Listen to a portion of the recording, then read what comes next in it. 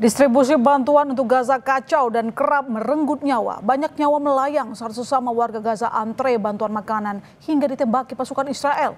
Distribusi bantuan via udara pun dinilai tidak manusiawi dan membahayakan keselamatan warga. Untuk membahasnya, kami sudah terhubung bersama pengamat Timur Tengah, Mustafa ABD Rahman. Selamat malam, Pak Mustafa Abdul. Selamat malam, Mbak. Pak, ada krisis kemanusiaan di Gaza. Israel melonggarkan blokade dan mengizinkan truk-truk bantuan masuk, tapi jumlahnya masih jauh dari kebutuhan dan distribusinya kacau. Apa yang sebenarnya terjadi? Ya itu. Jadi walaupun Israel sudah mengizinkan bantuan kemanusiaan masuk, tapi Israel dalam waktu yang sama masih setengah hati. Artinya truk kontainer bantuan kemanusiaan yang diizinkan masuk dalam jumlah yang sangat terbatas. Ya. Menurut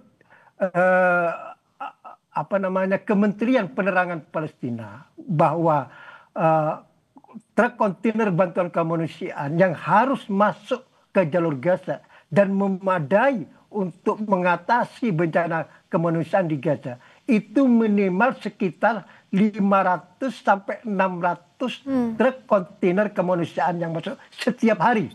Ya. Tapi kenyataannya yang terjadi selama ini, ya, yang diizinkan oleh Israel hanya 50 sampai 70 truk kontainer bantuan kemanusiaan. Artinya masih jauh dari memadai. Maka kalau terjadi bencana kemanusiaan, kalau terjadi kekacauan, penjarahan dan lain sebagainya, ini akibatnya adalah karena Israel hanya memberi izin masuknya bantuan kemanusiaan tersebut dalam jumlah yang sangat terbatas. Artinya, kalau dari penjelasan Anda saya tangkap, Anda melihat bahwa Israel memang sengaja dibalik kekacauan sistem distribusi bantuan untuk Gaza. Betul.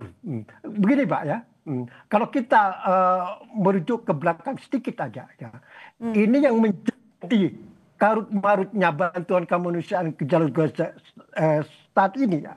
Ini kan sejak Amerika dan Israel mengambil alih kendali proses bantuan kemanusiaan ke jalur Gaza dari PBB dan lembaga internasional lainnya. Dan itu dimulai sejak tanggal 27 Mei tahun 2025.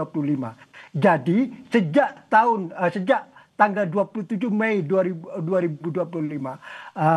Amerika bekerja sama dengan Israel mengambil alih proses bantuan kemanusiaan tersebut, dan Amerika membentuk apa yang namanya Yayasan Kemanusiaan Gaza atau Gaza Humanitarian Foundation, gitu ya. Itu yang dibentuk oleh Amerika dan didukung penuh oleh Israel. Nah, Yayasan Kemanusiaan Gaza itu kemudian membangun 4 posko saja di Gaza, ya, dan semuanya ada di jalur Gaza Selatan. Nah, setiap posko itu hanya mampu menangani 300.000 warga Gaza.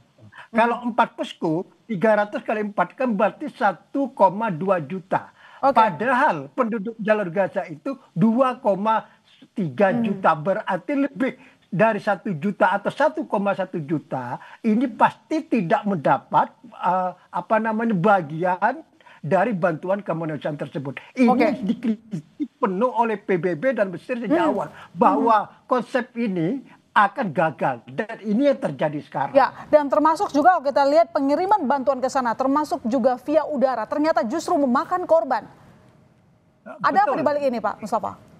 Ini kan begini, itu kan urutannya tadi itu. Jadi sejak tanggal 27 Mei tahun 2025, Amerika bekerja sama dengan Israel mengambil alih bantuan kemanusiaan tersebut dari PBB. Ya. Kemudian sejak tanggal 27 Juli tahun 2025, Israel membangun yang namanya koridor kemanusiaan. Ya.